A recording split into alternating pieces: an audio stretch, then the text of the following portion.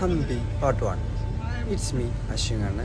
ഇത് നമ്മൾ ഹംപി തകർത്ത് പൊളിച്ചു പോയൊരു വീഡിയോൻ്റെ പാർട്ട് 1 ആണ്. ഞങ്ങൾ പോയതിൻ്റെ കുറച്ച് മൊമെൻറ്റ്സും കുറച്ച് ഡീറ്റെയിൽസും പറയുന്ന ഒരു വീഡിയോ ഇത്. നമ്മളിപ്പോൾ പോയത് നേരെ കണ്ണൂരിൽ നിന്ന് വിരാജ്പേട്ടയിലേക്കാണ്. ഒലച്ചൊക്കെ ഇറങ്ങിയതുകൊണ്ട് തന്നെ പിള്ളേരിൽ നല്ല ഉറക്കത്തിലാണ്.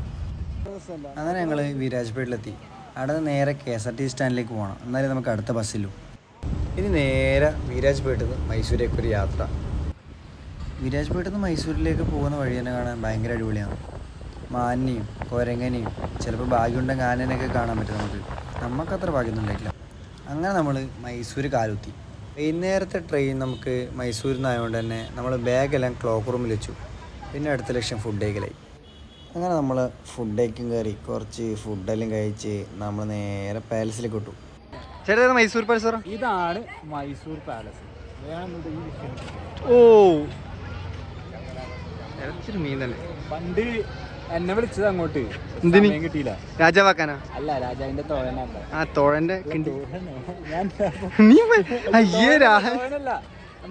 തോഴി രാജാവിനെ തോഴിയാക്കി വിളിച്ചു.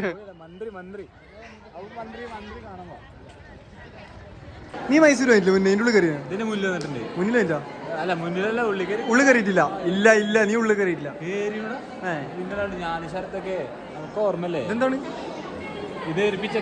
ഒരു പിച്ചക്കാരിനെ മൈസൂരിൻ്റെ അകത്തെ കാഴ്ചകളാണ് തന്നെ ഭയങ്കര ഭംഗിയാട്ടോ. പിന്നെ ഞാൻ കാണാത്ത കുറച്ച് ആളുകളൊക്കെ വന്നിട്ടുണ്ടായിരുന്നു. ആദ്യമായിട്ടാണ് ഇങ്ങനത്തെ ആളുകളൊക്കെ ഞാൻ കാണുന്നത്.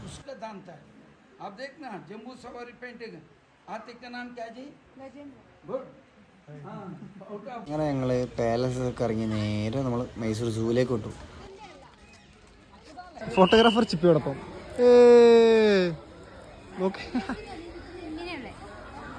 ചിപ്പി പറയുന്ന കേട്ടോ, അല്ലെ ചിപ്പി ഫോട്ടോ എടുത്തില്ല. അങ്ങനെ ഞങ്ങൾ മൈസൂർ സൂ ഒക്കെ ഓടിച്ചാടിയാണ് കണ്ടത്. കാരണം നമുക്ക് വൈകുന്നേരം ട്രെയിന് കുറച്ച് നേരത്തെയാണ്. നമ്മൾ കണ്ടിട്ട് വരുമ്പോൾ എല്ലാം കൂടെ കുറച്ച് ലേറ്റായി. അപ്പോൾ നമുക്ക് പാർട്ട് 2 അടുത്ത വീഡിയോയിൽ കാണാം. Signing off Ashwin.